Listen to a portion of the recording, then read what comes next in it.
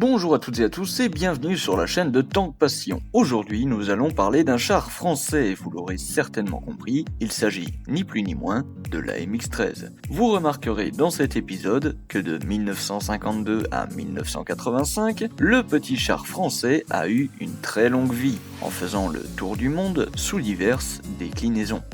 Allez, on lance le générique.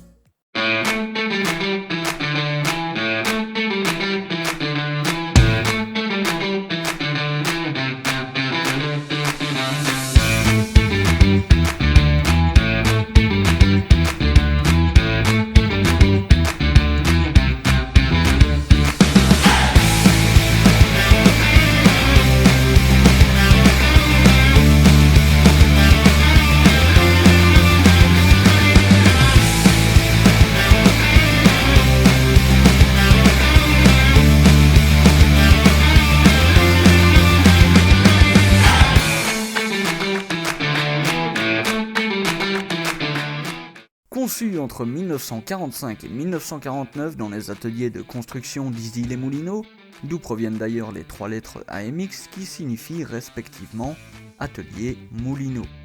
La MX-13 a été en service dans l'armée de terre ainsi que dans 35 autres pays de 1952 à 1985, et ce, sous diverses déclinaisons. Son histoire débute en octobre 1944, alors que l'armée française aspire à renouveler son parc blindé. L'idée est mise sur la table, en février 1945, de concevoir un nouveau blindé. Le choix leur est laissé de faire un MBT, donc un char principal de combat, un char léger ou un véhicule de reconnaissance. Ce n'est qu'en septembre 1946 qu'un premier avant-projet voit le jour. Selon le cahier des charges, on y voit clairement les prémices de la MX-13. Il s'agit d'un char léger, destiné à la reconnaissance et doté d'une capacité anti-char. De ce fait, il fallait que ce soit un char relativement rapide et maniable, avec une petite silhouette pour la reconnaissance et doté d'un armement assez conséquent pour l'objectif anti-char. C'est là la naissance de la MX-13. Jusqu'ici, tout va bien. Aucun problème ne se pose, sauf pour la question de l'armement. Comment monter un armement aussi conséquent qu'un canon anti-char sur un si petit véhicule ? Eh bien, la question est réglée en avril 1947, lorsque la section technique de l'armée adopte le concept certes ingénieux de la tourelle oscillante.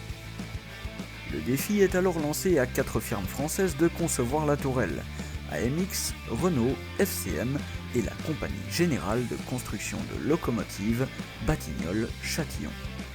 Et finalement la tourelle FL4 de chez Fives-Lille, armée d'un canon long haute vélocité de 75 mm, qui remporte le défi et est adoptée. En 1949, l'exigence voulant que le char ne dépasse pas les 12 tonnes pour être aérotransportable est abandonnée. C'est en février 1950 que les premiers prototypes dotés de tourelles FL4, FL5 et FL10 sont essayés par les tankistes. C'est finalement la tourelle FL10 qui a conquis tous les cœurs et sa part pour 135 commandes de pré-série de la MX-13 avec sa tourelle FL10. C'est en octobre 1950 que la MX-13 va faire son tout premier voyage et est envoyée aux États-Unis. Ses tout premiers tours de chenille dans le cadre opérationnel débutent en 1951 à Épernay avec le 8e régiment de hussards. Seulement, le pauvre AMX-13 a quelques petits soucis mécaniques. Son moteur de l'époque, fourni par la firme Matisse, manquait cruellement de fiabilité et n'était clairement pas au point.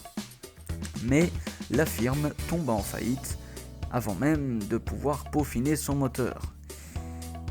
Triste sort, hein.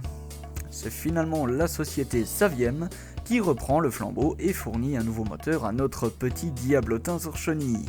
En 1955, le moteur est enfin prêt et tourne comme une horloge. Son bruit est une mélodie enivrante, un ronronnement à faire frissonner les plus férus de belles mécaniques. Le voilà flambant neuf, enfin prêt à montrer ce dont il est capable. C'est parti pour un tour du monde à faire jalouser les plus grands voyageurs. Il a vu plus de paysages que bon nombre de ses concurrents. l'Algérie, l'Argentine, la Suisse, la Belgique, le Guatemala, l'Inde, la Tunisie, le Venezuela, le Cambodge, le Pérou, en passant par l'Égypte et moultes autres destinations. Il sera décliné sous toutes les versions possibles et inimaginables. Pièces d'artillerie, canons anti-aériens, lance-missiles, chars de dépannage, transporteurs de troupes et d'autres versions en veux-tu, en voilà. Ma déclinaison favorite est clairement celle dotée du canon de 105 mm. Regardez-moi ça, ce style. Ah, beau gosse. Si vous souhaitez que je fasse un épisode bonus qui présente toutes les déclinaisons de l'AMX-13, explosez la barre de pouces bleus et dites-le en commentaire. Nous voilà à la fin de cet épisode, mais avant que vous partiez, j'ai quelque chose pour vous. Une petite surprise pour ainsi dire, et je profite de parler d'un char français pour glisser ce petit easter egg.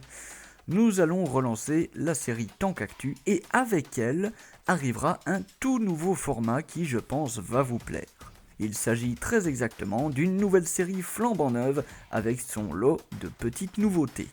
Une série spéciale dédiée à l'histoire complète de la force blindée française, qui sera nommée France d'abord. Vous en saurez plus dans une prochaine pause café. Merci d'avoir regardé la vidéo jusqu'au bout, je vous dis à très bientôt pour un prochain épisode, et sur ce, restez à vos postes.